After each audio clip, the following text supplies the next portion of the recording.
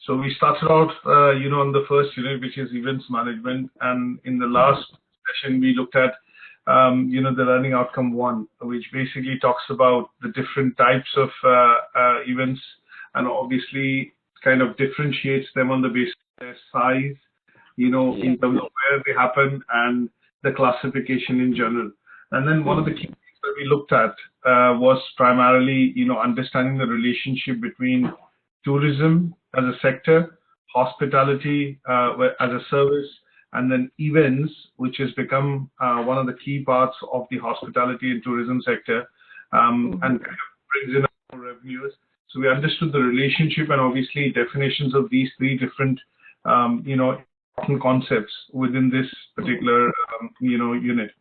Now, going forward, what we're going to look at is basically look at taking a journey forward into learning outcome 2. And here, the idea would be to get into a bit more detail of understanding, how does the classification of events happen from an industry perspective. So when you say you travel for tourist activity, when you say you're traveling for leisure or, business or personal reasons for holiday, vacation, whatever we call it, what we want to be able to look at is how does the industry basically classify these as events, and when you relate them to where you go in terms of, whether these are locations, destinations which are man-made, natural, it could be cultural, or a combination of all the 3 is what we will understand, in a bit more detail. And then I think once we've had a bit of an understanding of these 3 things, we are going to look at understanding, what are the benefits of staging an event. So when you hold an event, why does the tourism and hospitality industry, which is one of the largest employers in the world, has a lot of, turnover in terms of growth happening, revenue, and it has or does support a lot of other, ancillary industries, which creates employment opportunities. Why does it have a need for events or event management in general? And that is what we are going to, look at towards the end when we cover the learning outcome 2. So any questions, as always, just there and then after the session, because we've run this program before, so, what you have already on Moodle are some of the key important handouts, which will be related to learning outcome 2. And if you need anything else, obviously drop us an email and we'll make sure that that's, made available. Now, I think the only thing that will happen at some point in time later today would be that you'll have all the ebooks uploaded in all the, units. So there'll be at least one ebook that you'll get to see, which will be related to the unit, and it is one of the recommended books by, obviously the awarding organization. So let's go through some of these slides. So what we're looking at is, let's understand a classification. Now, Swarbrooke, which is one of the guys who did some research in this sector, has actually done a classification, basis 4 types. Now, he normally proposes that, you have 4 different types of, I would say, environments in which people normally go and visit. Now, that visit could be personal, business, any sort of reason, cultural reason, religious reasons. We looked at a couple in the first session, but basically classifies into 4 different types. So you have one wherein you go and visit a particular location, wherein they are not man-made, but they are naturally created environments. So when we look at things like theme parks, you look at, go to Belfast, you go to this, rock formation which has happened outside, Belfast, which is called the Giant Causeway. You go to the Great Barrier Reef, places or destinations where you will see tourism happens because it's a natural environment in which people would want to visit. So the second ones that we look at is, man-made. So when you look at, say, for example, the pyramids of Giza, you look at Egypt in particular, you look at some of the other man-made attractions, after the 9/11, the Twin Towers, which have been created.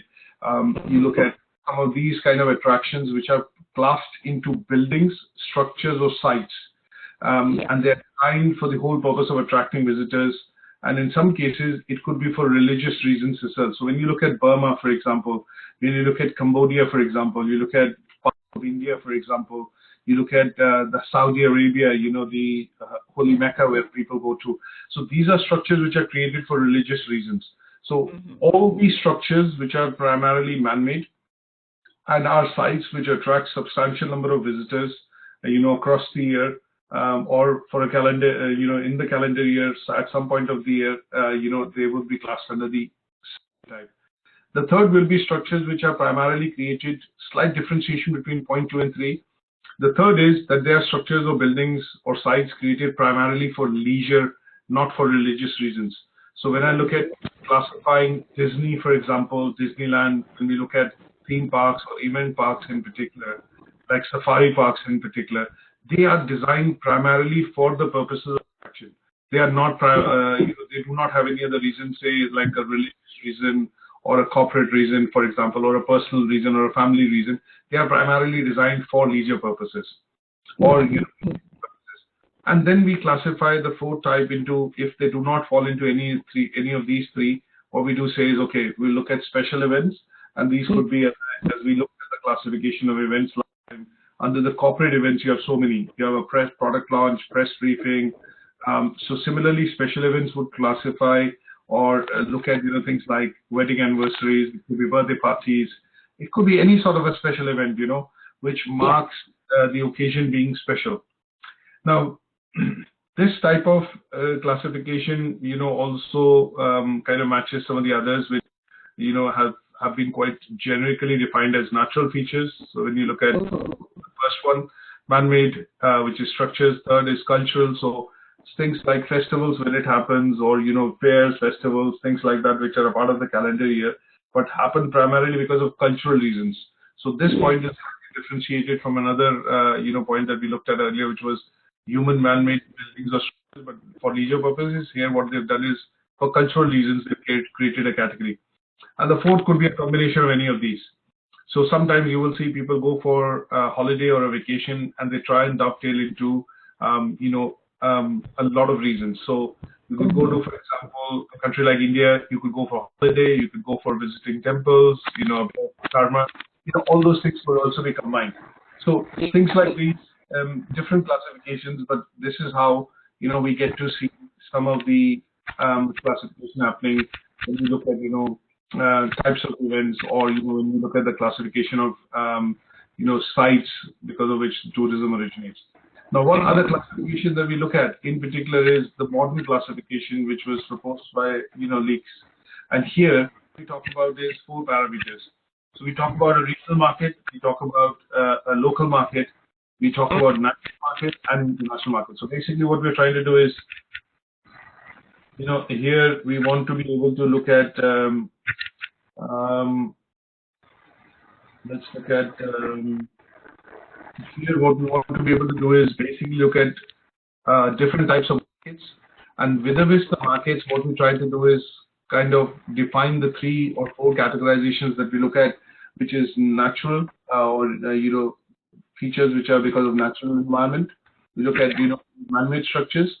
Then in terms of because this classification is commercial, we, instead of looking at cultural reasons or a combination of these, what we do is classify the events on the basis of paid time. And within that, the product is going to be the center. So product means that you're going to attend an event for a family function. You could go and attend an event for a product launch. You could go and attend an event for, say, for example, a corporate dinner. You could have events which could be cultural, which could be religious, and that tends to be the product. So here, what your classification is that the event is being kind of classified as a product, and because the events can be of different type, and they can be paid and free, they can be man-made, they can be natural events which you go and visit. So, for example, if you go and visit, say, the Niagara Falls in the US, what you will see is that's a natural man-made. It's not a man-made thing; it's a natural, occurrence around the lakes. And what you get to see is that is, in some cases over the years free, but obviously if you go and take a lot of tours and other things in and around that particular area, you have some options which are paid, some options which are free. Now, because events have been we have started to look at events from a point of view of generating revenue and business within this sector, hospitality and tourism, what we've done is we've split them out into whether these events could be the 4 types, but also on the basis of, whether they're happening locally, they're happening regionally. There could be a number of events which could be synchronized. One of the key things that we looked at when we had the royal wedding, what we did see is a lot of street parties. Now, this was an uncoordinated effort, but because that was a special occasion and people tend to come out and celebrate, what we did see was, though the event was happening locally in Windsor or the southeast, but we did see a regional flavor of that happening or national flavor of that happening in terms of street parties across the UK. So you did see that these events were non-commercial, but brought a lot of people together for other reasons to celebrate the royal wedding. So in this case, these were free, the scale, and obviously they were pretty much street parties or celebration related to the royal wedding. So classification over the years, we tend to follow from different angles, but when street classification, we tend to kind of gone in on the commercial side. But if you look at traditional classifications, we tend to follow some of these which are classifying the types when you have these events which are because of natural features, made features, or cultural features, or a combination of these 3. Now, if I throw this into the context in terms of the ownership, when we look at the last slide, which talks about paid, free, and we talks about natural or built, or which is to do with that. We look at the ownership. Sometimes over the years, what has happened is we've seen the ownership of some of these man-made structures. They fall into public remit, they fall into voluntary organizations or charitable trusts, and some of them fall into private ownership. The reason why we differentiate this is because at some stage, some of these are used for generating revenue. So when you look at in the UK, a lot of the the royal family holdings are basically controlled by a trust, and they generate revenue. So if you're visiting Buckingham Palace, for example, or Windsor Castle, or visiting any of the other castles, say for example the Ballywood Castle in Edinburgh, you look at some of these are then in the form of charitable organizations which charge you a bit of a fee to come in and visit, and they use most of these funds to be able to maintain and upkeep some of these buildings which are natural, not natural, but national heritage buildings. So when you look at classification of museums, you look at some of the libraries, you look at some of the grade 2 or listed buildings, they have been maintained by public as voluntary organizations, and some of them are under the control of state authorities or basically in our case local authorities or councils. And because of this, what tends to happen is the upkeep, the fee that you pay to visit these locations is primarily the upkeep required to maintain them in a shape which is available for future generations. Now, when you get private ownership, that means some of these are man-made structures. So when you do this is primarily for cultural, leisure purposes. And here the partnership, in some cases, because if it's a large investment, then it could be partnerships or individuals or even private companies and consortiums.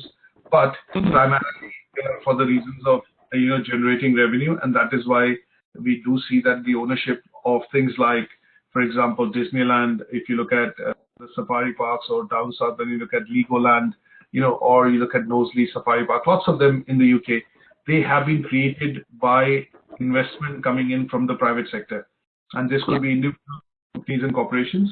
And that's why it's important to understand that some of these destinations or locations that we look at are not available to us for free or entirely. You look at the Eden, the Eden Park, which is down south in Plymouth, which is a experiment, but over the years, there is a paid fees or some sort of a annual membership which is required to visit that, and that tends to be the case because they need to keep generating revenues to maintain its upkeep and make that available for people to come in and visit.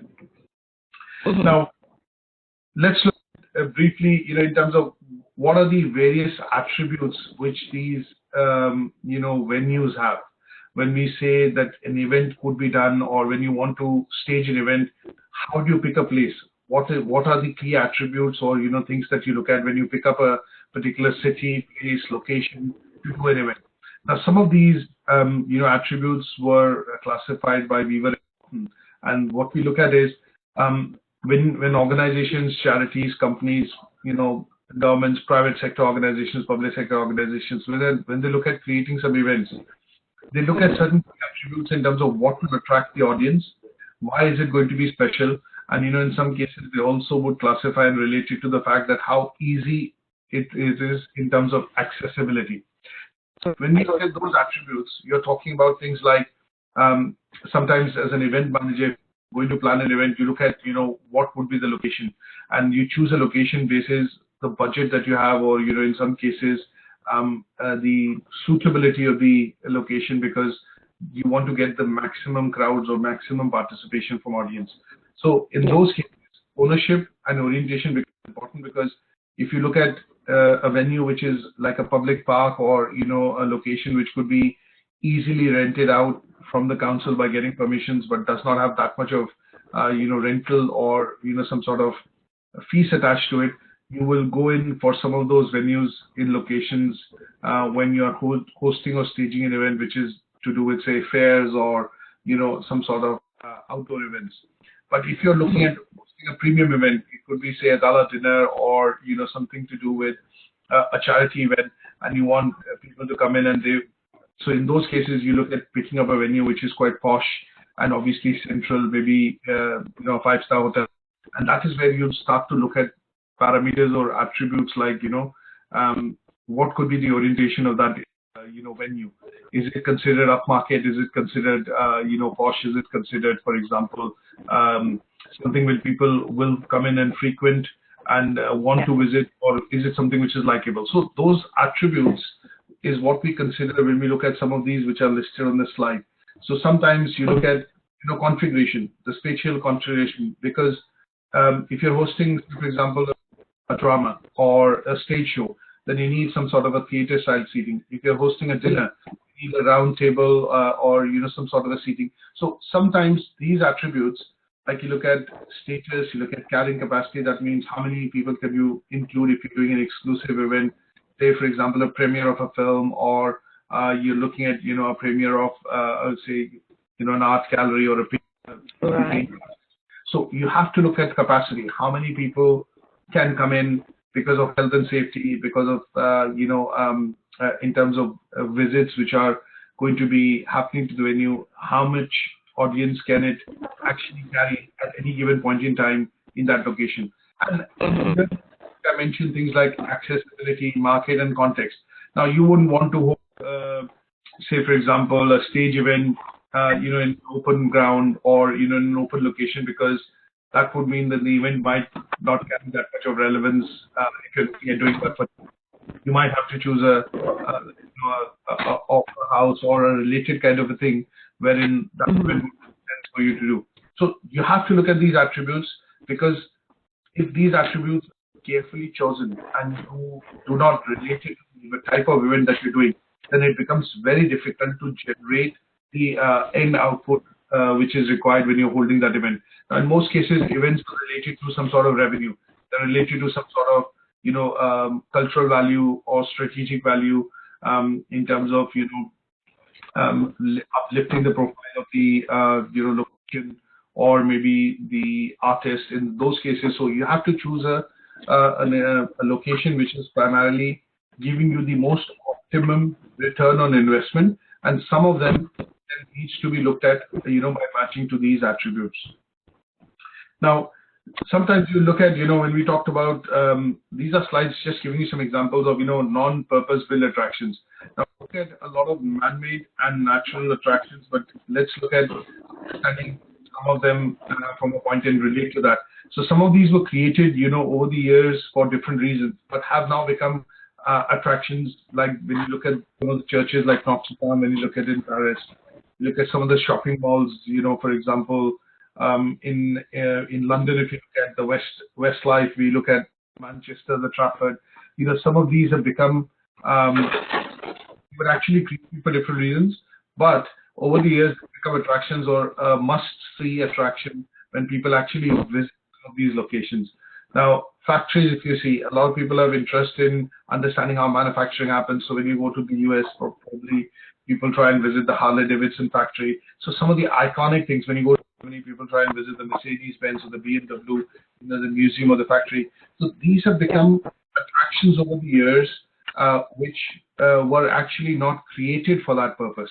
But yes, because of the changing preferences, and they have become landmark kind of attractions in that location. So if you come, it's a must see when it comes to visiting that location. Now, some of the attractions over the years have been declared something called a World Heritage Site. Now, these are attractions or tourist destinations, or maybe within a destination, a particular location, which have now been identified by United Nations or UNESCO as attractions which are of importance in terms of cultural heritage, in terms of natural heritage, in terms of history, essentially. So when you look at the attractions in Egypt, for example, when you look at Stonehenge in the UK, they have been declared as World Heritage Sites because these are things which were created a number of years back or thousands of years back, and they have now relevance in the history books, and it's our duty to maintain them and have them available for future generations. So sometimes you will see, if you go to certain locations, there will be a strict rule in terms of you say when you use those or go and visit those places, there'll be strict things in terms of no liquids, no plastics, or you cannot harm the environment and things like that, because they have been declared as heritage sites by UN or UNESCO, and in this case they are considered a part of history and are important from a point of view of our cultural heritage or the natural heritage in some locations. So if you look at the Amazon forest, for example, there are certain areas in the Amazon forest which have been declared as World Heritage Site because they have a lot of the tribes within the Amazon forest, and they are the last few tribes remaining in that region. And that is why if people have to visit, they have to understand the nuances of treating that site as a World Heritage Site, and they have to observe certain rules so that the natural environment is preserved, and yet they do not kind of infringe into the environment that they're going in for visit or for tourism.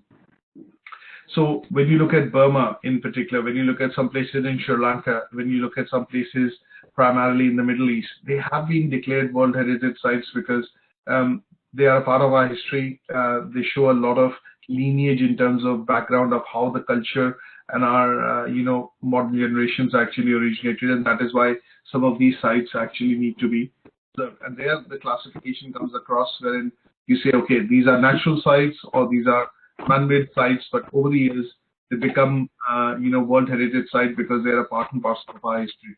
So when you look at some of the Nazi camps in Austria, wherein a lot of Holocaust and religious things happen, some of them have been preserved as World Heritage Sites because they're a part of history. And a lot of people actually go in and visit those sites to understand the reasons of why this happened, and sometimes they go in and want to see these things from a point of view of history, and that is where the relevance of these actually comes in. Now, we discussed in the first learning outcome. This is a full learning outcome that we will do, but again, as a part and parcel of how to classify events on the basis of attraction. MICE is important because a lot of events which happen across the globe, some of the mega cities that we talk about, like London, New York, Paris, you talk about cities like Singapore.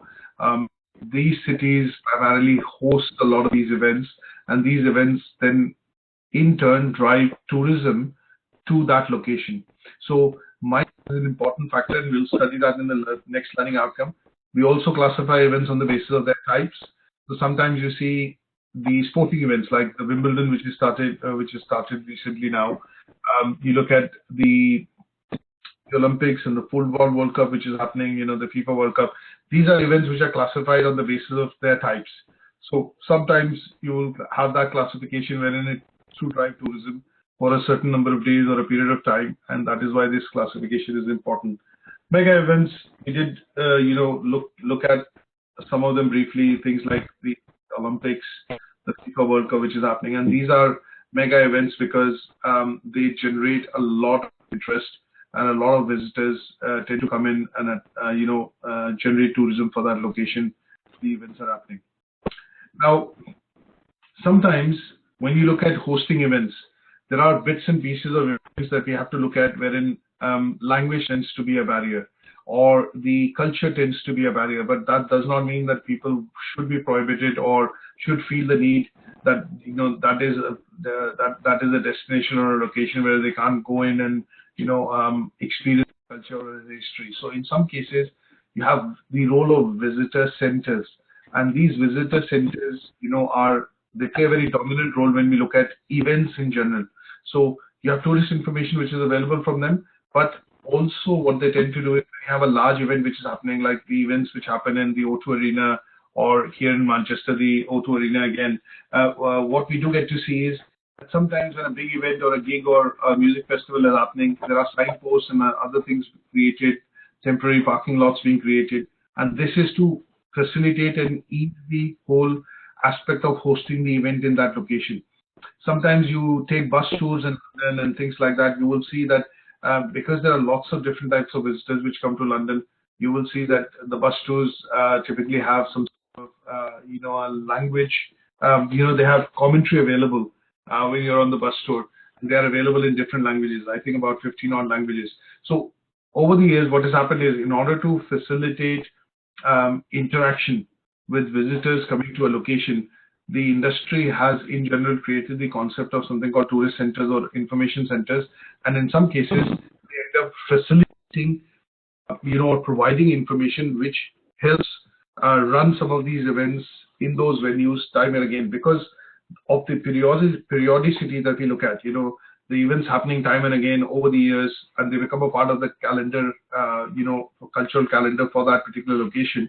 They tend to then look at putting in some investment which allows for the information center to make information available in different forms when some of these events are actually happening in those locations. Is that okay? So this gives you a bit of a generically what we've done is we've covered some of the key aspects of Learning Outcome 2. And now the subsequent slides, what I've done is I've put together some of the key details which are into the tasks. So the task 2.1 talks about, looking at evaluating the characteristics of various real life events within the, THM sector. So here, when we talk about the real life events, we're talking about events like the royal wedding, which happened, a couple of weeks back. We talked about, in this case, this event actually was, obviously a man-made event. It basically falls into a category wherein the event happened live, and then we had a lot of celebration of these events in terms of parties across the UK. And because this event was, let's look at some of the aspects of why this was a real life event. So we know, okay, they were getting married, the royal couple was getting married, but why was it real life? Because I think when I broaden my, thinking and I look at things like this event was being broadcasted live, and there was an audience of say 1.3 billion viewers across the world. This event, because it was filmed and broadcasted live, had a lot of people indirectly participate from a point of view of television viewing across the globe. And this event people related to having a lot of street parties in the UK because they wanted to celebrate this occasion. So all the characteristics that we talk about of things like why this was a real life, a lot of press coverage, broadcasting, street parties, people's involvement, considering that it was event which happens, say, in a lifetime, or I think we saw the royal wedding after a number of years of Catherine and Prince William actually getting married. So these events tend to happen.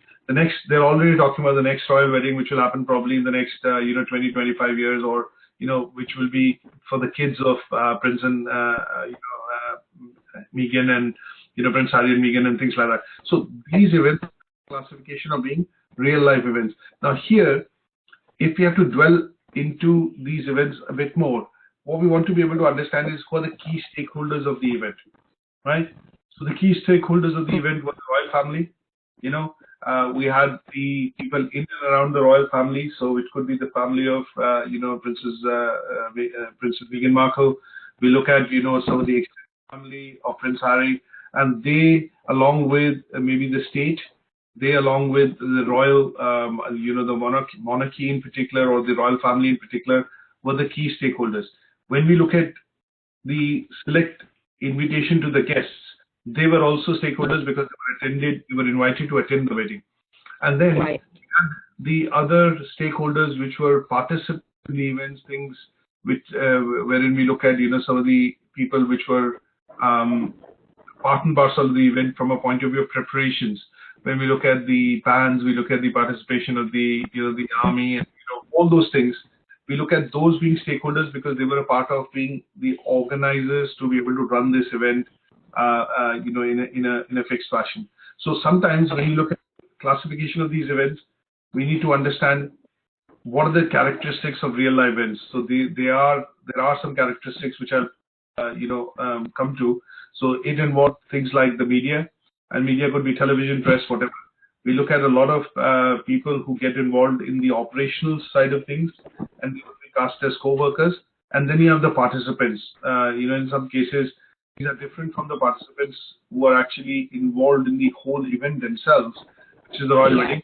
Participants, which are performers, musicians, keynote speakers, the family, and the paraphernalia. So, for example, if I say the guest list and all the caterers and everything, they tend to be the participants because they also play a very individual role as far as that is concerned. Now, one of the key elements of a real life is the audience or the spectators. So if I say an example of a gig or a music concert that we are seeing, you see the organizers which organize the event. The key person in the event would be the person who is actually coming in to perform. And apart from that, the performance is going to be witnessed by a lot of audience and fans. And they, in some cases, would be spectators if they're not directly participating. But if they are a part and parcel of that event and are participating actively, they'll be called the audience because there's a bit of interaction between the person on the stage and the audience. So they tend to be, termed as audience. Now, spectators would be people who are actually watching from home or, watching from outside the stadium or the location, and they tend to be the key stakeholder when a real life event actually tends to happen. Okay. So if you relate to and pick up an example of a real life event which is happening, sometimes you get to see the London Marathon, which is happening. Now that's a real time event, real life event, because once a year, 35,000 people come together and there's a London Marathon which happens. You have people who are spectators, there's press which is there, there's media coverage, it's also covered live, and then you have whole lot of participants which are actually facilitating the staging of the London Marathon, which could include security, charity companies, organizations which look at A&E and a lot of other things, which basically medical people which are standby. So all that tends to be something called a real life event. Is that okay? So here in this task, what you'll have to do is pick up a real life event and then talk about the stakeholders. And in some cases, after talking about the stakeholders, you'll have to talk about what is their individual role and why is it a real life event, and that would tend to cover the task 2.1 in terms of evaluation.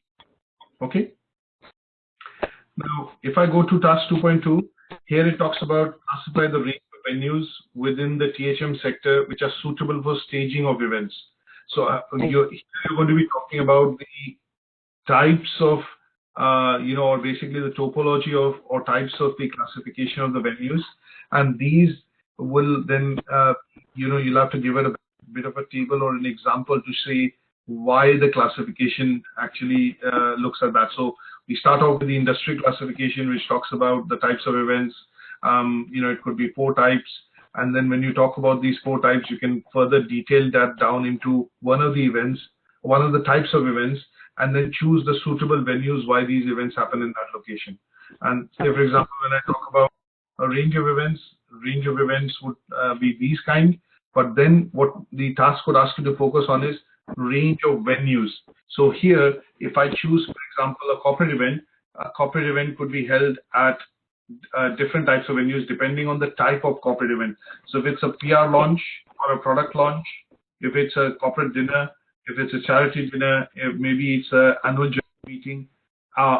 In these cases, these are all corporate events, but the location at which these events are done could be different. So when you have an annual general meeting or an AGM, this will typically happen in a large location because you might have, it's a big company, maybe 1,000, 1,500 people attending or shareholders attending, and that's why it normally tends to happen in a larger location. You might end up choosing a boardroom or a meeting room which has a large capacity of, say, 500, 600, whatever it is, depending on the audience. But if it's a corporate dinner, you might end up having it in a 5-star hotel or in a specific resort or, in an exclusive place wherein only guests by invitation are invited.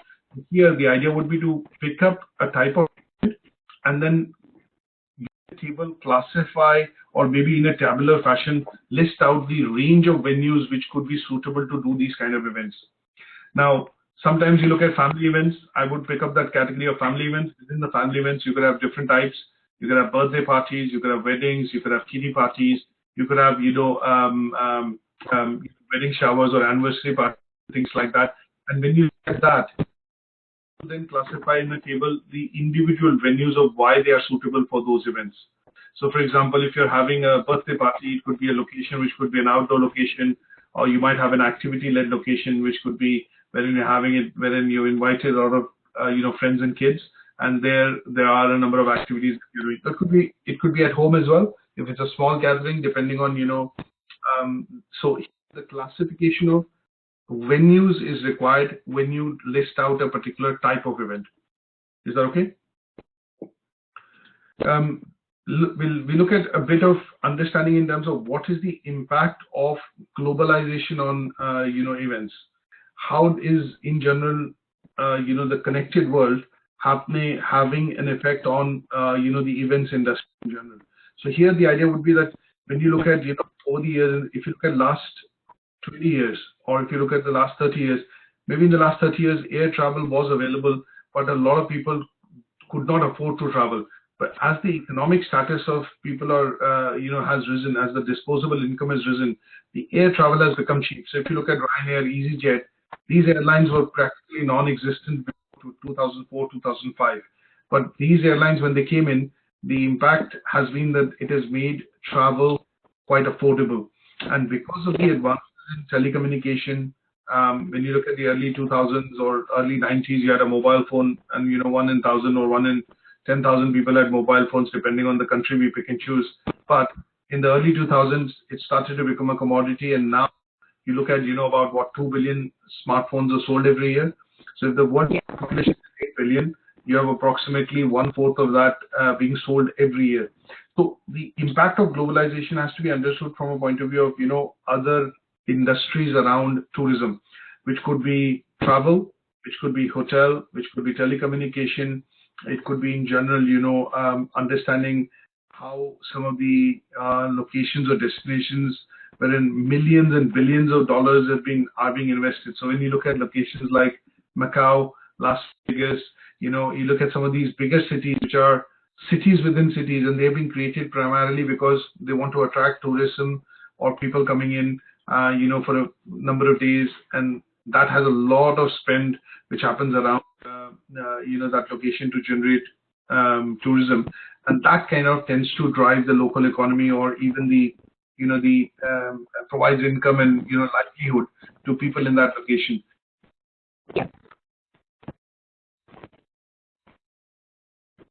So that means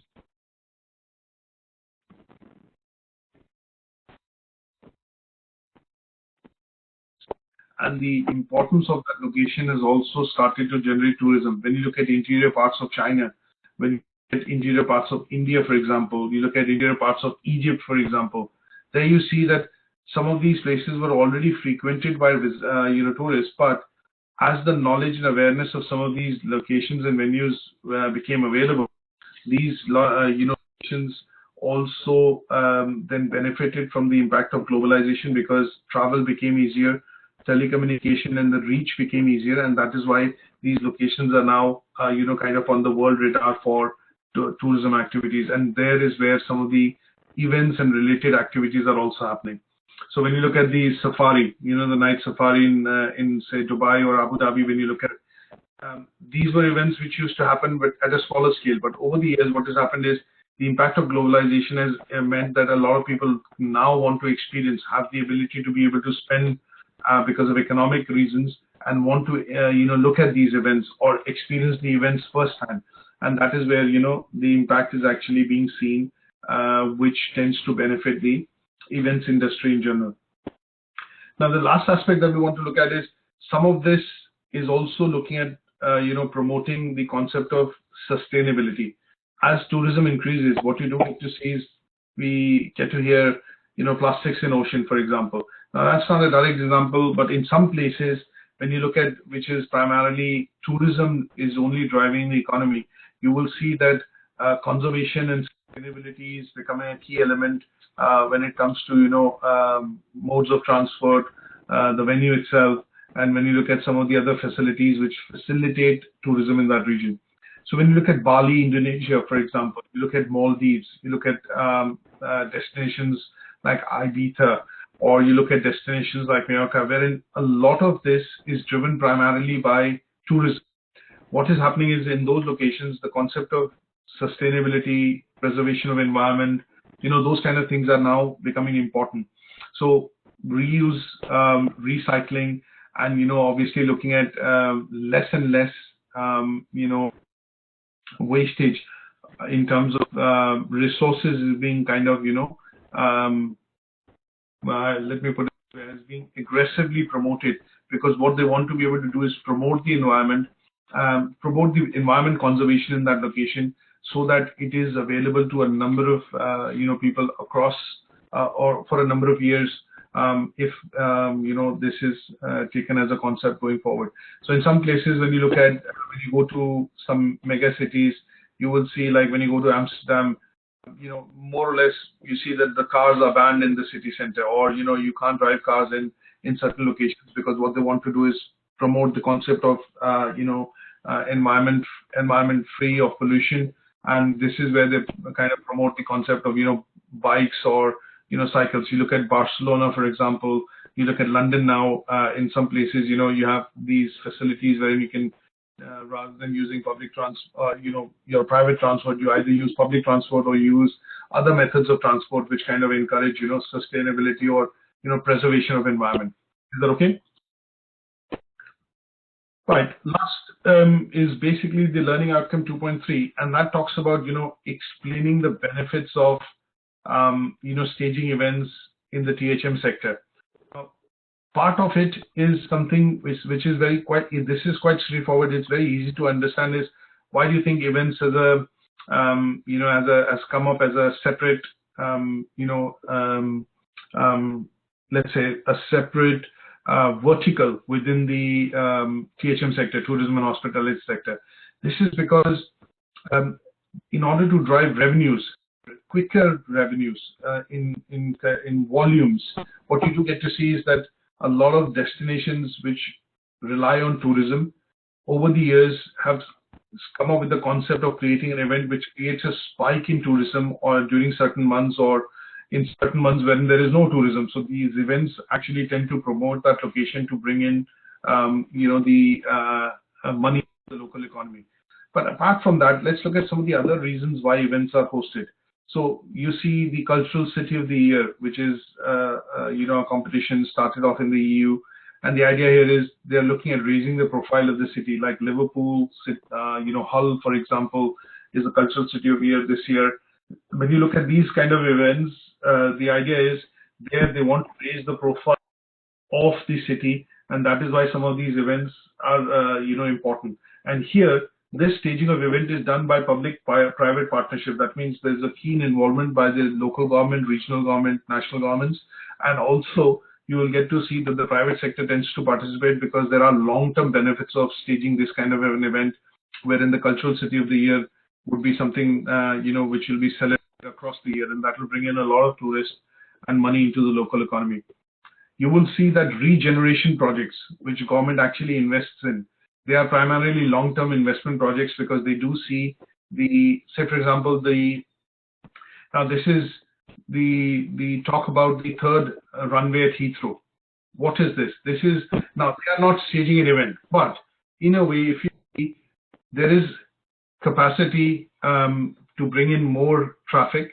And what they do see is after Brexit, London is going to be one of the important hubs for flights connecting to transatlantic flights and things like that. And they do see that if we create a third runway now, in terms of long-term investment from a government point of view, this will tend to then bring in a lot of traffic or people to the city of London, and that would mean money for the economy, tourism and things like that. But if I look at staging an event, they might not be staging an event, but the construction of the airport itself or the third runway would be any kind of an event from a public infrastructure point of view and raising the profile of London as a city, making it much more accessible. And this point, which is jobs and investment, easy to understand that, when you do the short-term events, when you have football matches and, things like that, there is a lot of short-term employment which gets generated because you will need security, you will need volunteers, and all of that tend to, kind of facilitate the happening of that event in that location. Now, sometimes you look at benefits which are short-term benefits. So when you look at Olympics as an event, this is a long-term investment because the bidding for the Olympics in the city actually happens 8 to 10 years in advance. A lot of investment goes into the construction of infrastructure, but it tends to bring in short-term benefits because the whole the Olympics tend to happen within 30 to 40 days, Olympic and Paralympics. So you see 22 days and 18 days, probably about 40 days, but it tends to bring in a lot of, tourism to the city. The royal wedding. Now that's a short-term event, but there's a lot of planning which has happened in the background for that event to happen, and probably a year before it actually, or 6 to 8 months before actually it was kind of, conceived. The planning of that event actually started to happen.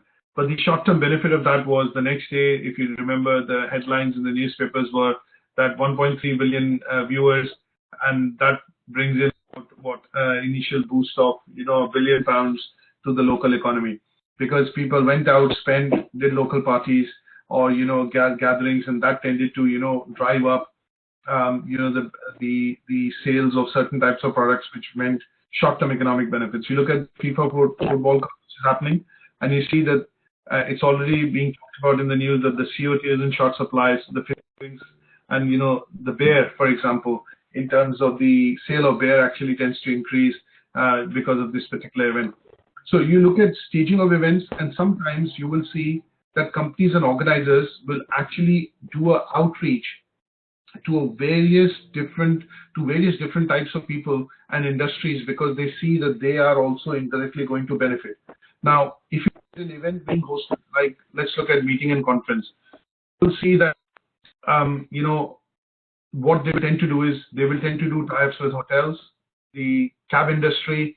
They will tend to do tie-ups with restaurants in that area, any possible sector which they see will benefit from that event. And what they tend to do is, in order to drive revenues, they will say, okay, we have done corporate types with these locations.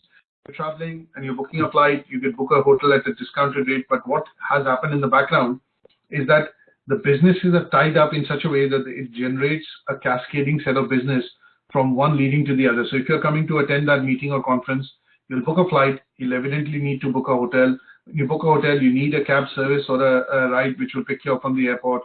And when you are there for a number of days, you're going to be dining, and then you're going across to a different number of restaurants, and that tends to be a fuller package when you look at the benefits of staging the event, because it does not just involve one industry, but the main organizer of that event tends to tie up with other industries to see what could be the financial benefits which they could get, even if it's short term, but returns on investment, because they will say, okay, we'll make Uber the exclusive cab riding service during that event. Now that would mean Uber plastered across a lot of locations, Uber logo being used, and that would be, in general, they will ask Uber to do a bit of sponsorship, and that would bring in money to the organizers for choosing Uber as a preferred service over Lyft or any other service. Correct? Now, disadvantages as well, and when we talk about these disadvantages, sometimes you'll see I mentioned some of these in the past, and the idea is because you're explaining the benefits, so we're looking at both the positives and the negatives. And the negatives could be things like the cost of buildings. Sometimes these infrastructure projects, they cost a lot, but the return on investment is very long term. That means 10 years, 15 years, 20 years. You look at they are and the money being spent, proportionate amount of money being spent is only short term, but the returns on that might also be short term, but the investment gets locked in for a number of years. Sometimes you will see negative publicity of the event is because the events attract a different kind of press, and that would mean a negative publicity. Could you think of an event which involves negative publicity?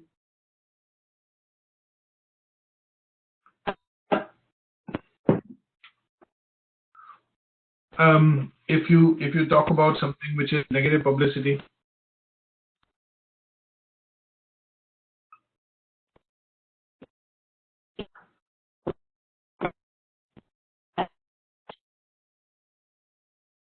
I think it tends to be, I think in some cases what will happen is when you look at, some of these G7, conferences which happen, the political, meetings which tend to happen sometimes, they generate a lot of negative publicity because like the climate talks were happening, the Greenpeace wasn't happy. So you tend to see that there's a bit of negative PR or press around that event because people are not happy about it, or they are saying the agenda, the real agenda is not addressed. And, you get to see people protesting and, negative press happening because of that. So sometimes you will see some of them tend to happen because, they tend to be events which are in general not discussing issues which are key to the whole, conference or that meeting.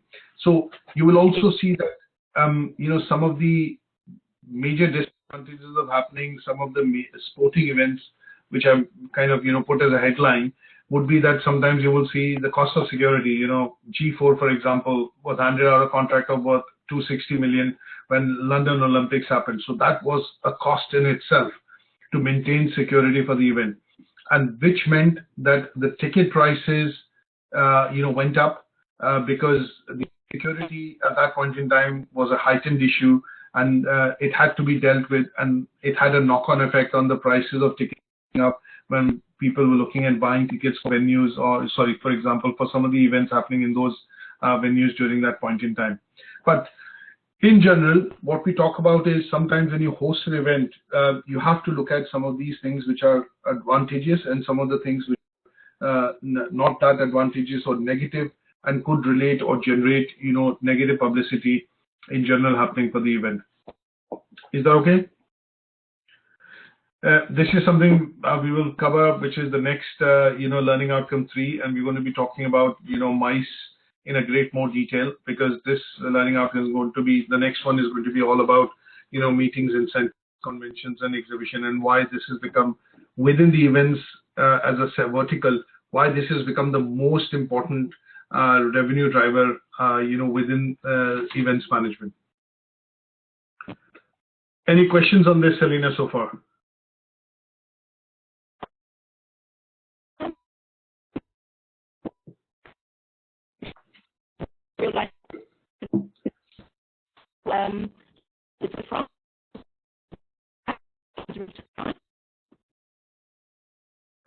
I'm not able to hear you that well, to be honest. It's a bit distorted.